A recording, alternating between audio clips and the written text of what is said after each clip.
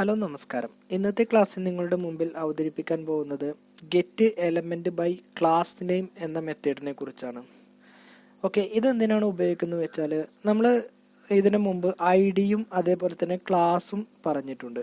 I D എന്ന് പറഞ്ഞാൽ ഒരു ഐ ഡിയിൽ ഒരു വെബ് പേജിൽ ഒരു ഭാഗത്ത് മാത്രമേ നമ്മൾ ഉപയോഗിക്കൂ. അതായത് നമ്മുടെ ഒരു ടാഗ് അല്ലെങ്കിൽ ഒരു എലമെന്റ്സിന് നമ്മൾ ഒരു ഐ ഡി മാത്രമേ ചേർത്ത് കൊടുക്കൂ. എന്നാൽ ഒരേ പേരിൽ നമുക്ക് ഒന്നിലധികം ക്ലാസ്സുകൾ നമുക്ക് ഡിക്ലെയർ ചെയ്ത് കൊടുക്കാം.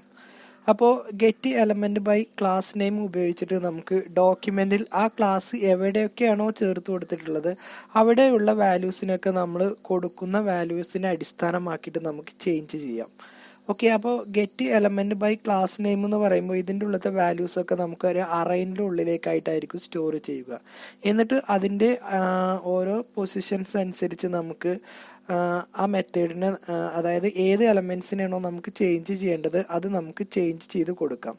ഓക്കെ, അപ്പോൾ അതെങ്ങനെ നമുക്ക് അതിൻ്റെ ഒരു സിൻടാക്സ് എങ്ങനെയാണെന്ന് നോക്കാം. അപ്പോൾ ഒരു വേരിയബിൾ ഡിക്ലെയർ ചെയ്യാം, എന്നിട്ട് document dot get element by class name എന്ന് ചേർത്ത് കൊടുക്കുക. ഇവിടെ നമുക്ക് ആ ക്ലാസ്സിൻ്റെ പേരെന്താണോ അതായിരിക്കും നമ്മൾ ഇവിടെ ഉപയോഗിക്കുന്നത്.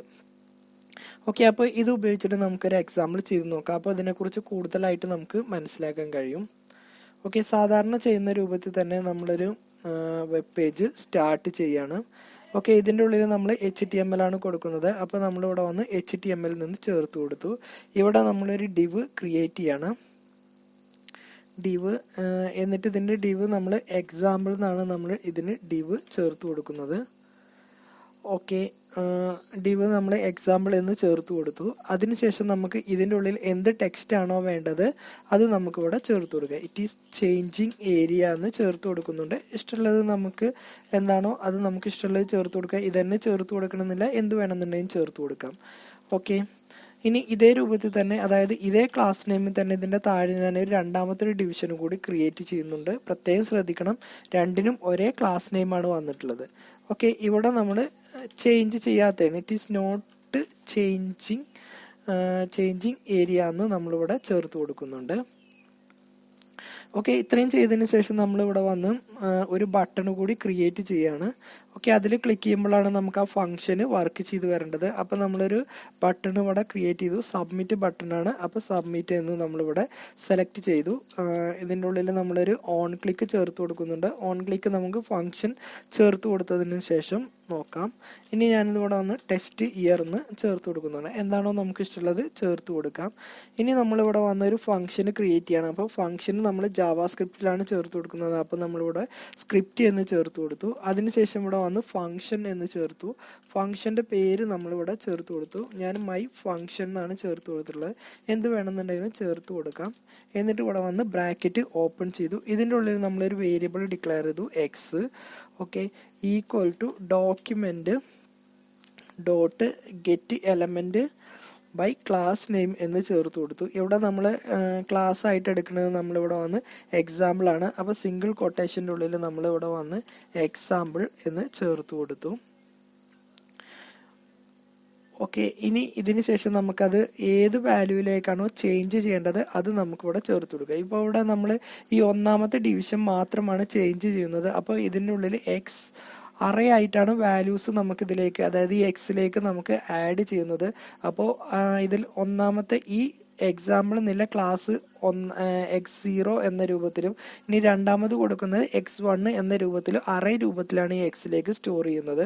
അപ്പോൾ നമ്മളിതിൽ ഒന്നാമത്തെ ഭാഗം മാത്രമാണ് ചേഞ്ച് ചെയ്യുന്നത്. അതുകൊണ്ടാണ് നമ്മൾ x0 എന്ന് ചേർത്ത് കൊടുത്തിട്ടുള്ളത്. Equal to x0 dot inner HTML എന്ന് ചേർത്ത് കൊടുക്കുന്നുണ്ട്. എന്നിട്ട് അതിൻ്റെ ഉള്ളിൽ എന്താണോ നമുക്ക് ടെക്സ്റ്റ് വേണ്ടത് അത് നമുക്കിവിടെ ചേർത്ത് കൊടുക്കുക. ഇതിന് അലോ വേൾഡ് എന്ന് ചേർത്തു. അതിനുശേഷം സ്റ്റേറ്റ്മെന്റ് വെച്ച് ക്ലോസ് ചെയ്തു. ഇത് ഞാനൊന്ന് സേവ് ചെയ്തു. ഇനി നമുക്കിതൊന്ന് റണ്ണ് ചെയ്യിപ്പിച്ച് നോക്കാം.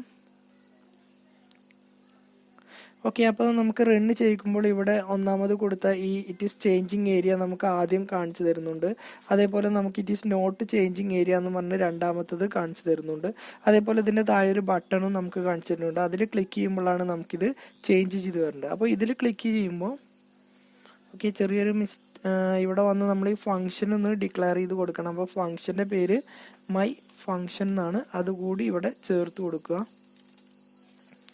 ഓക്കെ, അപ്പോൾ നമ്മൾ ഇതിൽ ക്ലിക്ക് ചെയ്യുമ്പോൾ നമുക്ക് ഒന്നാമത്തെ ഭാഗം ഹലോ വേൾഡ് എന്ന രൂപത്തിലേക്കായിട്ട് ചേഞ്ച് ചെയ്തിട്ടുണ്ട്. അതാണ് x0 എന്ന് പറയുമ്പോൾ ഇതിലെ ഒന്നാമത്തെ ഈ ഭാഗത്തിനെയാണ് നമ്മൾ റെപ്രസെന്റ് ചെയ്യുന്നത്. ഇനി ഇതിലെ രണ്ടാമത്തെ ഈ എക്സാമ്പിൾ ആണ് നമുക്ക് ചേഞ്ച് ചെയ്യണമെന്നുണ്ടെങ്കിൽ ഇവിടെ വന്ന് എക്സ് ഇട്ടതിന് ശേഷം ബ്രാക്കറ്റിന്റെ ഉള്ളിൽ 1 എന്ന് ചേർത്ത് കൊടുക്കുക. എന്നിട്ട് ഡോട്ട് ഇന്നർ HTML ഇതിൻ്റെ ഉള്ളിൽ നമുക്ക് എന്താണോ ടെക്സ്റ്റ് വേണ്ടത് അത് ചേർത്ത് കൊടുക്കുക. ഇനി ഇവിടെ വന്നൊന്ന് സേവ് ചെയ്ത് ഇത് നമ്മൾ റൺ ചെയ്യിക്കുമ്പോൾ ഇവിടെ ആദ്യത്തിൽ ഇവിടെ വന്ന് അലോ വേൾഡ് എന്ന്, രണ്ടാമത്തിൽ നമുക്ക് ഇവിടെ വന്ന് രണ്ടാമത് നമ്മൾ എന്താണോ കൊടുത്തത് ആ വാല്യൂ നമുക്കിത് ഈ രൂപത്തിൽ പ്രിന്റ് ചെയ്ത് വരും. ഓക്കെ, അപ്പോൾ ഇന്നത്തെ ക്ലാസ്സിൽ നിങ്ങളുടെ മുമ്പിൽ അവതരിപ്പിച്ചത് എങ്ങനെ get element by class name എന്ന മെത്തേഡ് ഉപയോഗിക്കാം എന്നും അതെങ്ങനെ ഒരു പ്രോഗ്രാമിലേക്ക് നമ്മൾ അപ്ലൈ ചെയ്ത് കൊടുക്കാം എന്നുമാണ് പറഞ്ഞത്. ഇന്നത്തെ ക്ലാസ് നിങ്ങൾക്ക് മനസ്സിലായെന്ന് വിചാരിക്കുന്നു. അടുത്തൊരു ക്ലാസ്സുമായിട്ട് നമുക്ക് വീണ്ടും